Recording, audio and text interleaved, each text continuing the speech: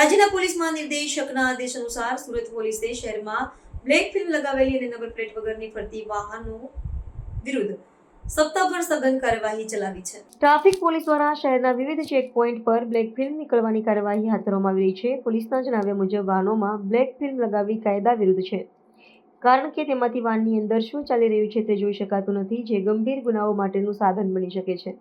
આવી ગાડીઓનો ઉપયોગ ગેરકાયદેસર કાર્યો માટે થઈ શકે છે। આ અંગે સુરતના ટ્રાફિક અધિકારી શ્રી એસ.એફ. ગોસ્વામીએ જણાવ્યું કે મહાનિર્દેશકના માર્ગદર્શન મુજબ અમે આ કાર્યવાહી હાથ ધરી રહ્યા છીએ। જનસુરક્ષા અને કાયદાનું પાલન ખાતરીબંધ કરવું અમારું ધ્યેય છે।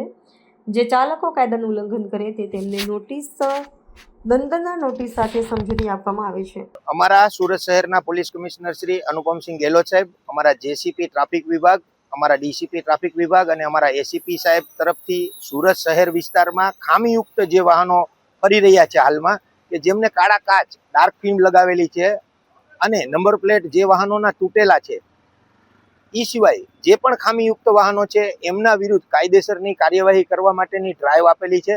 અને આ ડ્રાઈવની કામગીરીમાં અમે વાય જંકશન ખાતે હાજર છીએ।